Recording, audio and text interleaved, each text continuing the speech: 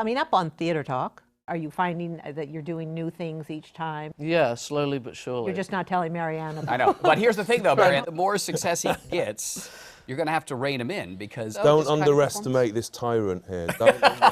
Theater Talk is made possible in part by the CUNY TV Foundation.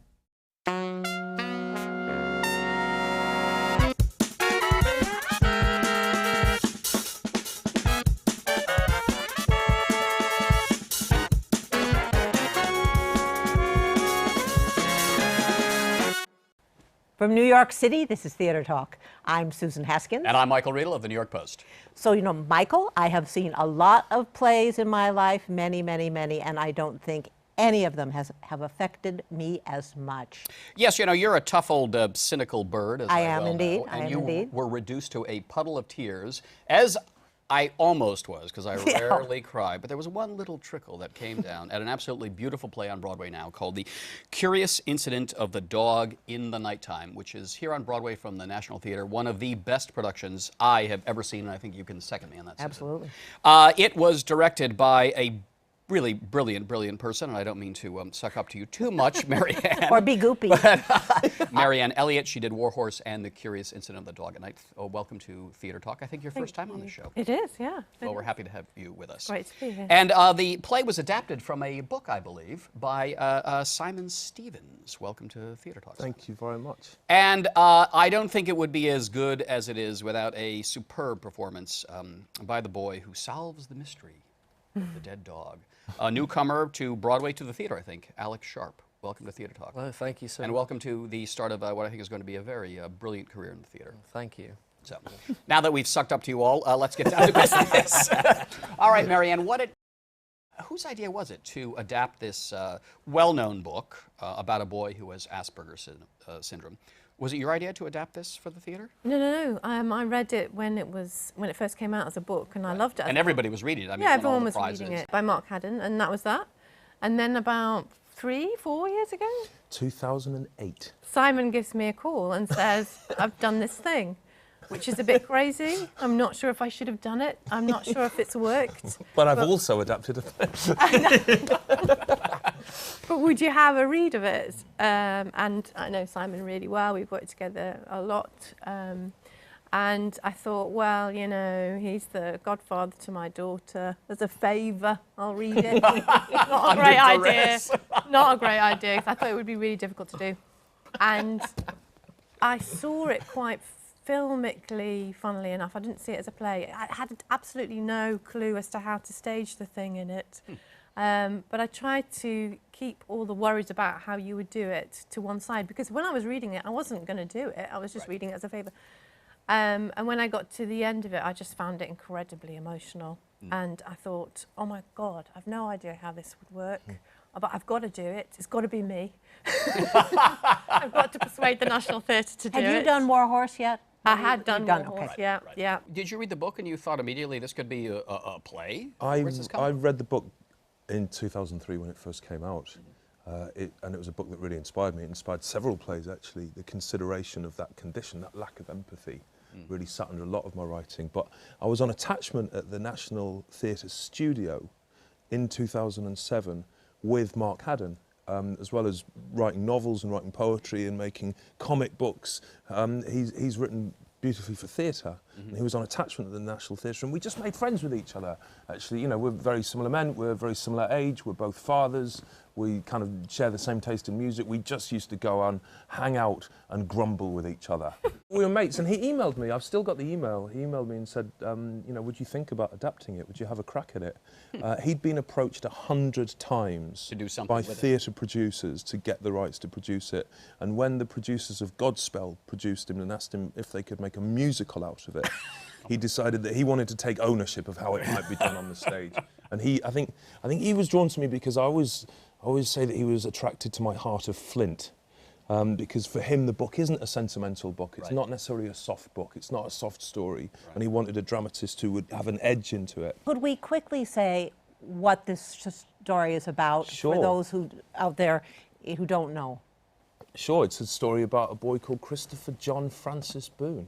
He's a 15 years old boy who He finds people difficult. I'm reluctant to diagnose him, reluctant to say he's got Asperger's or he's autistic, because I think that's simplistic, but he finds social interaction difficult. I heard you or Haddon say that this is not a book about autism, it's a book about difference. Yeah, that's what Mark says all the time. I think it's a book about difference. I think it's a play about family, actually, and about dealing with difference within the family. He goes out at midnight one night and finds in his front yard a dead dog with a garden fork sticking out the side of it, and decides that he's going to find out who killed Wellington, the dog, and goes on a journey that takes him not only to discover the killer of the dog, but to discover all kinds of secrets about his family and about his life. They would say in Hollywood, it's Agatha Christie meets Rain Man. They might. There you go. That's great. There you go. I'm going to totally steal that. But Alex, I want to bring Alex into the conversation, though, since this brilliantly talented young man we've been ignoring throughout this whole show.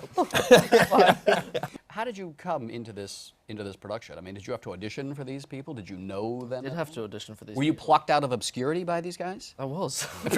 how did you find the audition?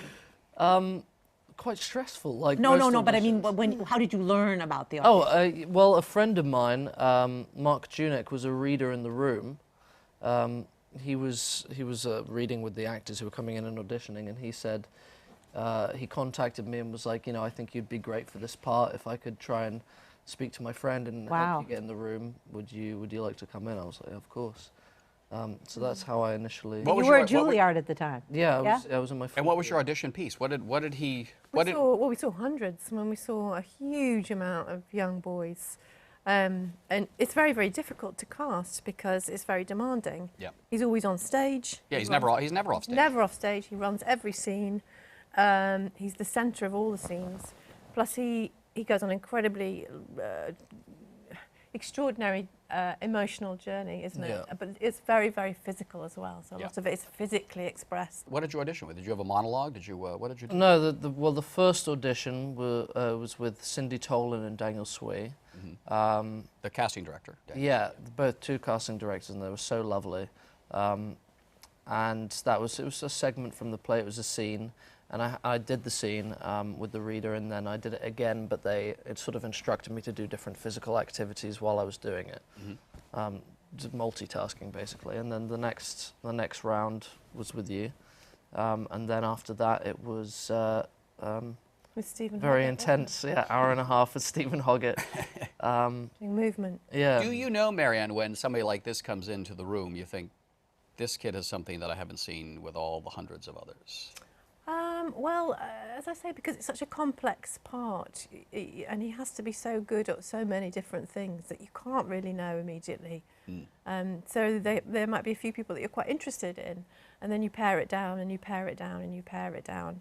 I mean, I do remember thinking that Alex had an extraordinary quality, very sort of clear. You could read him very easily. You could read his emotions. No guile, no guile. Exactly. Yes, this is a boy who never lies. They set it up, yes. Yeah, and you could access him. Some people that you really warm to on stage. And I felt Alex was that, so I was really pleased that he passed the movement audition. When did you decide that this kid could do it for you? I let Marianne decide. I always let Marianne decide everything like this. It's always much better. best. I'd say what is true, what's interesting, because I wasn't in New York for the casting. I met Alex in the first week of rehearsal. But I've rarely seen Marianne's face light up when I've asked her about an actor. And in London, I said to Marianne, so what's our Christopher like? And she beamed. Yeah, And I thought, yeah, he might be all right. Not that then. we don't want to turn your head out. I know. You're young in your life. You still have a lot of pitfalls in showbiz to navigate, my friend. No, I'm sure. You say that we don't define Christopher as autistic. I mean, all the symptoms point towards it. But you said that you did do research, talking to autistic people and reading. Yeah, and it was all sort of taken. I took as like incredibly helpful information. Everything from we went to CUSAC at a school where they very kindly opened their doors and we could go in and meet young people on the spectrum, and to reading autobiographies by people who are on the spectrum. It was all very informative to create the character. The boy has physical tics.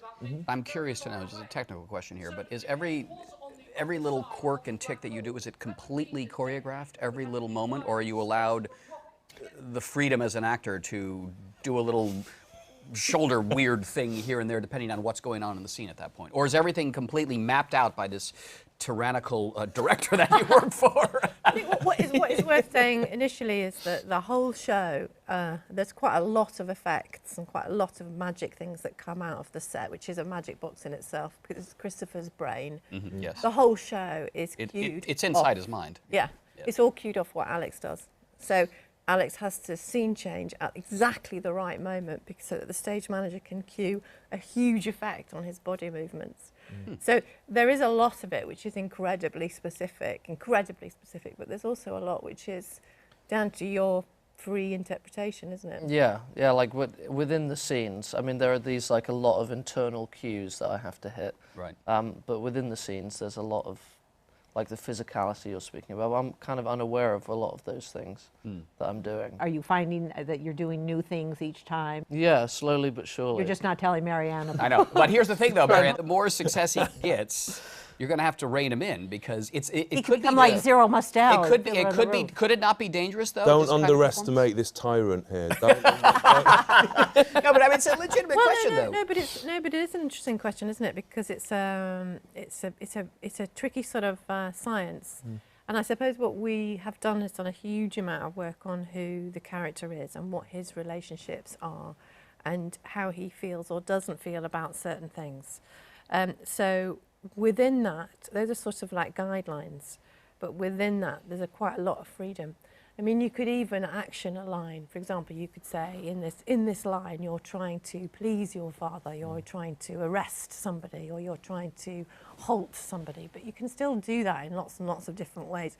And watching Alex over the previews, and actually in the rehearsal room as well, the last runs in the rehearsal room, you can see what I call him lifting off, where she's just really starting to get the groove of it and starting to play around with it within those guidelines, which is really exciting to watch as a director, because you never want somebody to reproduce exactly what you They're want. not puppets, even though Exactly. you've worked with puppets. Yeah, but- they're not puppets. And when they meet you halfway, it's like jiving. It's like, oh, you're doing that move. Okay, well, I'll do this move. And it's a lovely symbiosis. And there must be that moment where what you call liftoff, where suddenly the actor becomes the character and the two become indistinguishable, and that's when you have genius. That's the way it's really exciting. Going back to your process, Marianne, then you read the script. When did you get this inspiration that you were going to have the staging be the inside of Christopher's mind, and how you were going to handle it with this incredible electronic world you've established?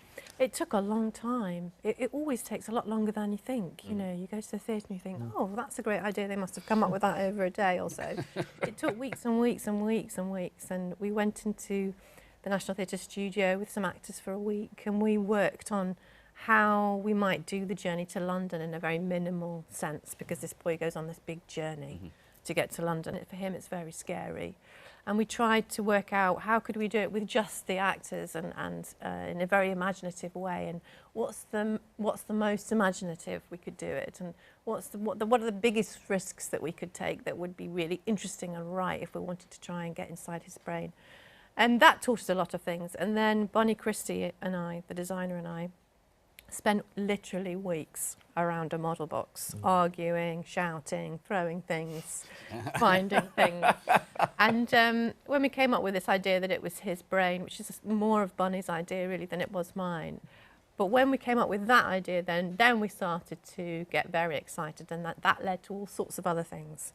That if it was his brain where he was trying to work things out, and if he says that his brain's a bit like a machine or a computer, then that enabled us to start thinking about all sorts of scenes in quite exciting ways. Simon, when you were adapting the book, though, did you have this idea that this production is going to be inside this boy's mind? I think it was quite a strong idea. I think it was certainly an idea that Mark Haddon was quite keen on and quite keen to push me towards. I think what I did know secretly is that I knew that Marianne would direct it. Yeah. So when Before I gave she it did to you her, the favour. when I gave it to her and said, have a read of this, just as a favour, have a read of this, I kind of knew she's not going to be able to resist this. Yeah, I did. I knew. Oh my God. No, I did. I totally did. And I knew that there would be no director in the world who could do it quite as well, who would have that sense of democracy and inventiveness. The other thing I knew was that I wanted Stephen Hoggart and Scott Graham, who formed Frantic Assembly together to do the movement. That the sense I had was that the way Christopher thinks, his thinking is balletic. The agility with which he moves from thought to thought to thought is the agility of a dancer, and that it lent itself to that physical kind of dance. And all of those ideas together were an attempt to dramatise that which the novel creates, which is absolutely excavating the interior of Christopher Boone's brain. So it was really central to the whole thing, was how you get what's in there outside in his behaviour. Yeah. Very interesting you say that, balletic and choreography, because in your mind, the boy you're playing, everything makes sense. I mean, everything, from his point of view, everything is logical, even though we on the outside see this kind of a fractured mind. But to you, everything is totally seamless. There's a set of rules, and when something doesn't make sense, it's incredibly upsetting. And that's how he works. Is he's like constantly trying to click things into place. You're on stage the entire play, as we said before. When do you collect your energy? I mean, you fall apart and fall over a few times, but... He's 25. No, but that's a really good question, because it's tough. It is really tough, isn't it? I think, yeah, I think like the 2 hours leading up to the start of the show is quite crucial for me. Just like... Oh, what do you do then? I mean... Drink? I drink a lot I drink water all day because I sweat so much in the show. There's a big warm-up, isn't there? There's a big warm-up, physical warm-up, and just like getting myself in the zone, I guess, and because it's such an emotional journey, so there's kind of like a release with that like you have to let go of like a certain amount of control that you have as an actor to go emotionally where he goes. But at the same time, what's happening at the same time is that there's like an incredibly choreographed show that takes an immense amount of focus to be able to execute like moment by moment, just so it can move smoothly from start to finish. So it's about focusing, and it's like a kind of specific warm-up and just thinking about what you're about to do and stuff. I always thought Eileen Atkins was on the show once, and we were just talking technically about acting, and she said an actor has to have two rivers flowing in the mind at the same time, and the one is all of the technical things you have to do. You have to hit the cues. You have to cross here. You know that if I raise my hand like this, I'm going to get this kind of laugh. If I put my hand down here, I'm going to get that kind of laugh. But the other river flowing is then I become the character. Yeah. And then I'm not thinking about these things that I have to think about. That's the thing and about she says being... when those two things are going, that's when you're acting. Yeah, especially on the stage. Yeah. I think if you're a stage actor, you have to be incredibly technical. It's just surprising how technical it is, as well as have the whole psychological depth that's going on. To become the character. Do you become the character? Yes, he does, yeah. I mean, I've seen, no, I mean, but because so you seem to me to become the character, but to you, do you ever go off stage when it's over and you can't shake it? Definitely, yeah, definitely. I've seen it happen in rehearsal room. Yeah. Well, Alex. Come back. There are two guys that play Christopher. Right. It is such a demanding role. Yes.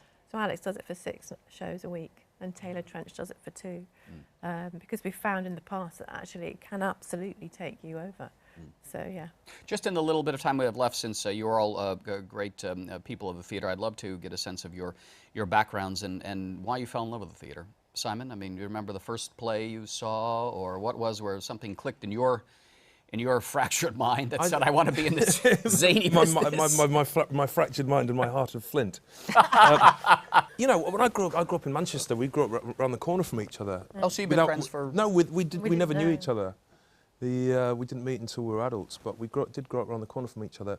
I never went to serious theatre with my family. We used to go every Christmas to see a show. Pantomimes, right? Yeah, to see pantomimes or to see a show. I have very vivid memories of seeing Barnum, for example, in the Manchester Palace. It was when I went to university, and the drama I grew up on was television and film drama, and American movies, New York movies very often, Martin Scorsese movies, David Lynch movies, or British television drama. So for me, the dramatic experience was kind of on the gritty sort of stuff? Yeah. Exactly.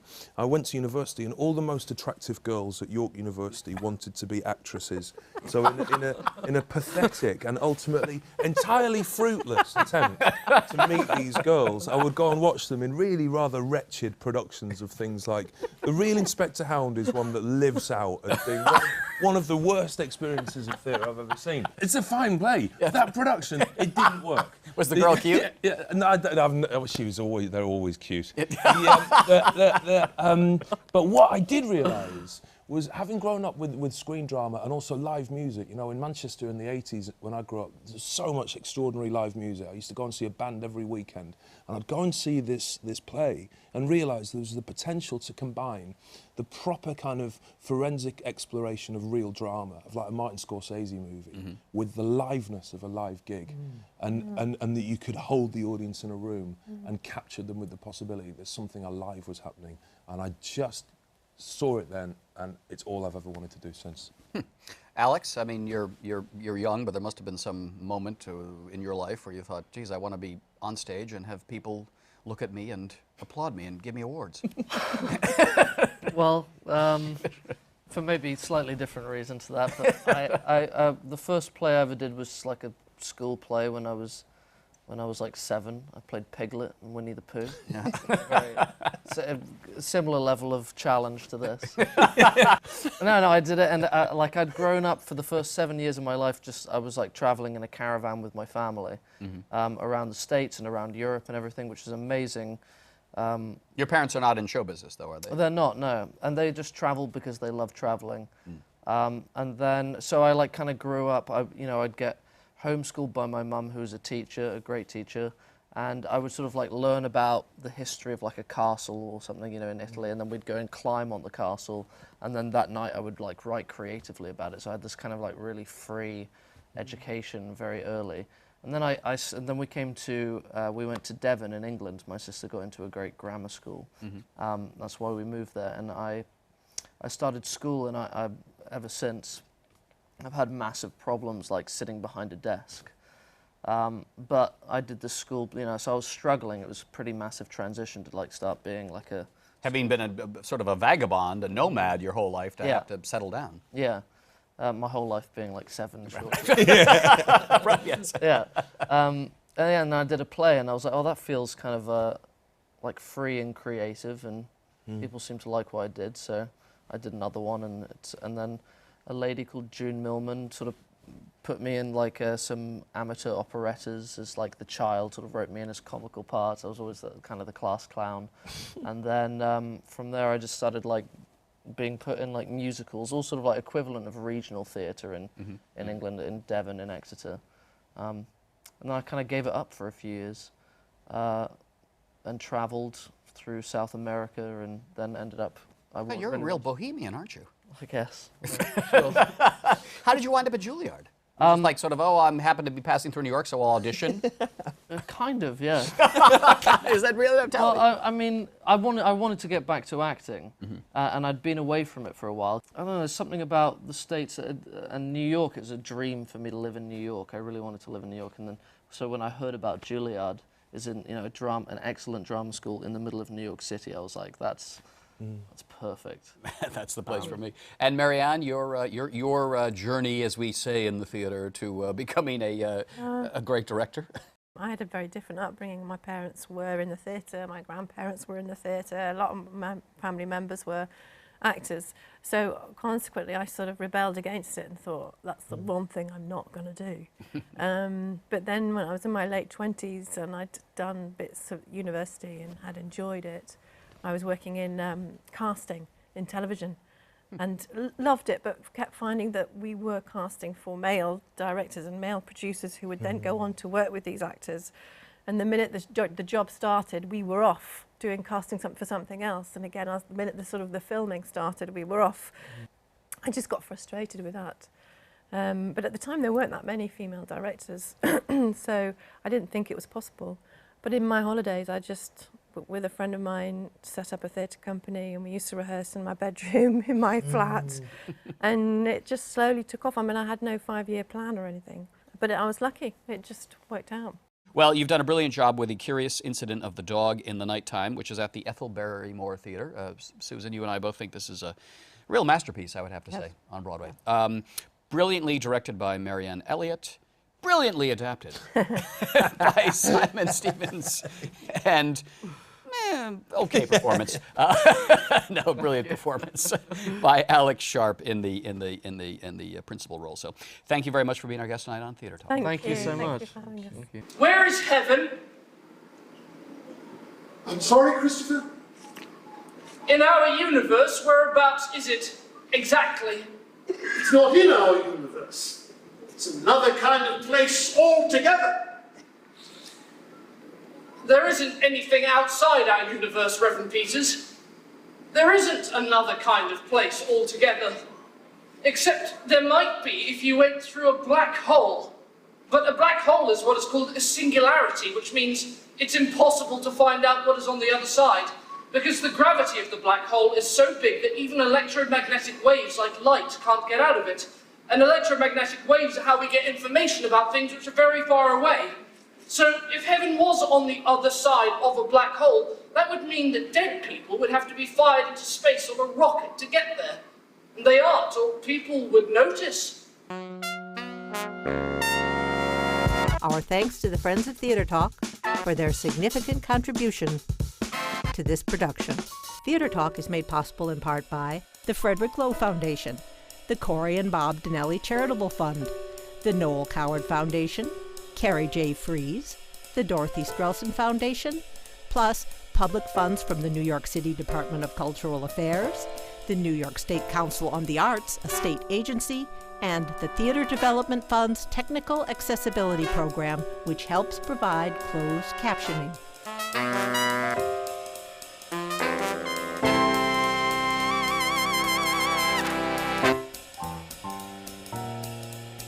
We welcome your questions or comments for Theatre Talk. Thank you and good night.